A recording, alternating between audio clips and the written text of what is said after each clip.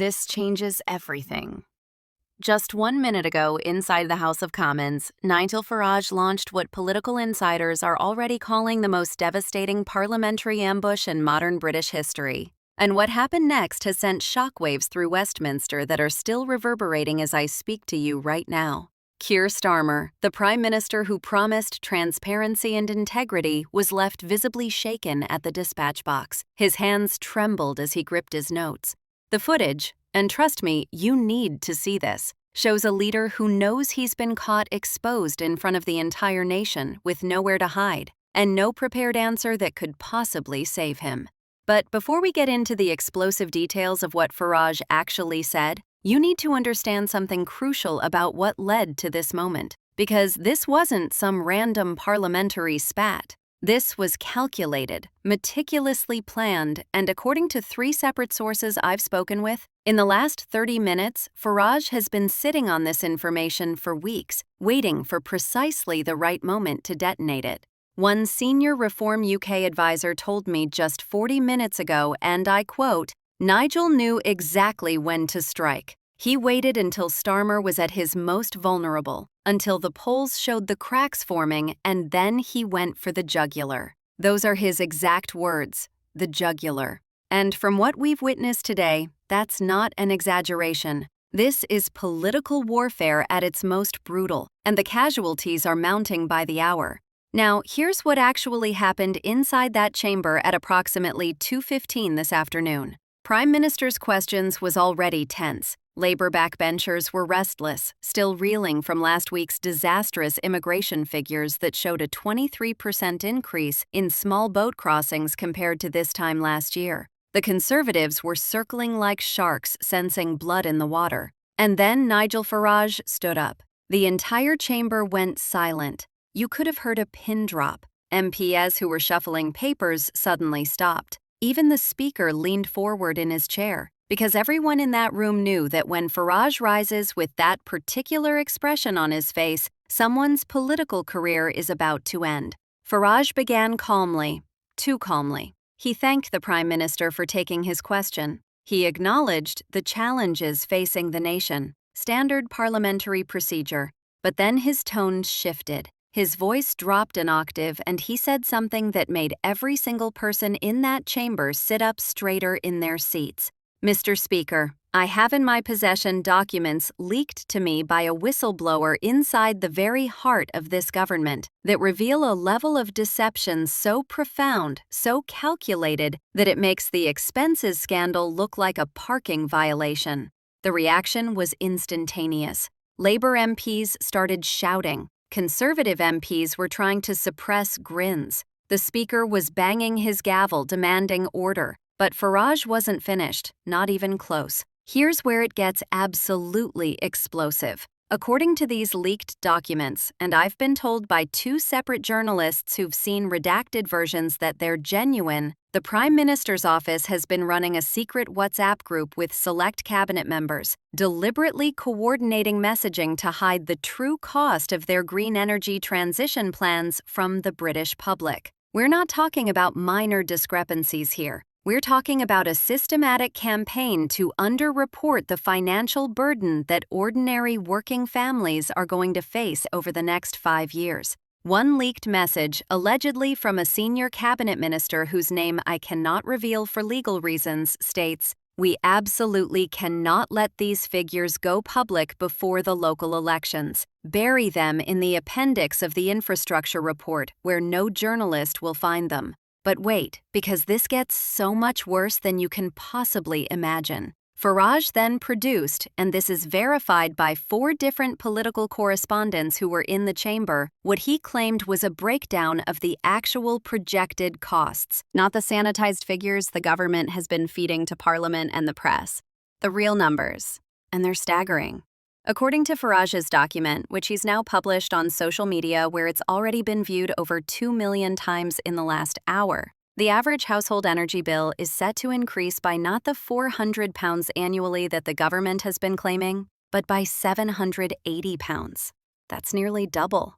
That's the difference between families heating their homes adequately this winter or making impossible choices between heating and eating. The Prime Minister's response was nothing short of catastrophic. He stood at the dispatch box, visibly flustered, papers scattering as he fumbled for his prepared notes. His communications director in the gallery above was frantically typing on her phone. Every political analyst I've spoken with in the last half hour agrees on one thing. They have never seen Starmer look this rattled, this unprepared, this cornered. He began by calling Farage's claims misleading and taken out of context, which is the standard political deflection when you've been caught red-handed and everyone in the room knows it. But then Farage interrupted with a point of order, and what he said next brought the entire House to its feet in uproar. Mr. Speaker, if I am misleading this House, then why has the Secretary of State for Energy Security and Net Zero deleted her official WhatsApp account in the last 45 minutes? Let that sink in for a moment. 45 minutes, which means, according to the timeline, she deleted that account within minutes of Farage beginning his attack. The implications are staggering. If these messages are fabricated, if this is all some elaborate hoax as Starmer wants us to believe, then why would a cabinet secretary immediately destroy the very evidence that could exonerate her? Unless, of course, she's not trying to prove her innocence. She's trying to hide her guilt. Now, the media establishment is already trying to spin this as another Farage publicity stunt, another theatrical performance from a man they dismissed years ago as irrelevant. The Guardian published an article 17 minutes ago calling it unfounded conspiracy theories. The BBC's political editor just tweeted that we should wait for independent verification before jumping to conclusions. But here's what they're conveniently ignoring. The whistleblower who leaked these documents to Farage is a civil servant with 23 years of unblemished service. This isn't some disgruntled intern or political operative with an axe to grind. This is someone who has worked under 5 different governments, who has served both Labor and Conservative administrations with distinction. Who has finally reached a breaking point after witnessing what they describe in their anonymous statement as the most cynical manipulation of public information I have encountered in my entire career. Here's where the 110 diver and I quote, P. Main's story takes an even darker turn. And I need you to pay close attention to what I'm about to tell you. Within minutes of Farage's revelation, the government's Rapid Rebuttal Unit, yes, they actually have a department dedicated specifically to suppressing inconvenient stories, went into overdrive. 3 separate fact-checking organizations, all of which receive funding either directly or indirectly from government-linked sources, simultaneously published articles questioning the authenticity of Farage's documents. The coordination is so blatant, so transparent, that even mainstream political commentators are raising eyebrows. One veteran BBC journalist, speaking privately to colleagues in a conversation that was subsequently leaked, said, I've covered politics for 30 years and I've never seen the establishment circle the wagons this quickly. If there was nothing to hide, they wouldn't be this desperate to kill the story before it gains momentum. But the British people aren't buying it anymore. They're not stupid. They've been lied to about immigration figures that mysteriously get revised upward months after elections. They've been deceived about NHS waiting times that somehow always improve in government reports but get worse in their lived experience. They've been misled about the true economic impact of lockdown policies that were sold as temporary, but whose consequences will burden their grandchildren with debt. And now they're being told that these leaked documents revealing a coordinated deception about energy costs are somehow fake, despite a cabinet secretary deleting evidence, and despite the government's panicked overreaction, suggesting they're terrified of what else might come out. Social media is absolutely erupting right now. I'm looking at the trending topics as I speak to you. And 6 of the top 10 trending items in the United Kingdom are directly related to this story. The hashtag StarmerLeaks has been used over 140,000 times in the last 90 minutes. Hashtag What Are They Hiding is trending with over 80,000 mentions. But here's what's even more telling about the public mood. Ordinary people, not political activists, not party members, Just regular British citizens who are struggling with the cost of living crisis are sharing their own stories underneath these hashtags. A grandmother from Stoke-on-Trent posted that she's already choosing between heating her home and buying her prescription medications. A young father from Glasgow wrote that he's taking on a second job just to cover energy bills that have already doubled. A retired teacher from Somerset shared that she's wearing 3 layers of clothing indoors to avoid turning on the heating. These are real people facing real consequences while their government plays word games and hides the truth. Now, Starmer's defenders will argue that this is all being blown out of proportion, that every government manages sensitive information carefully, that energy transitions are complex and require careful public communication. And you know what? On some level, they're right. Governing is complicated. Economic transitions create winners and losers. Communication strategies are necessary. But here's the fundamental difference between careful messaging and calculated deception.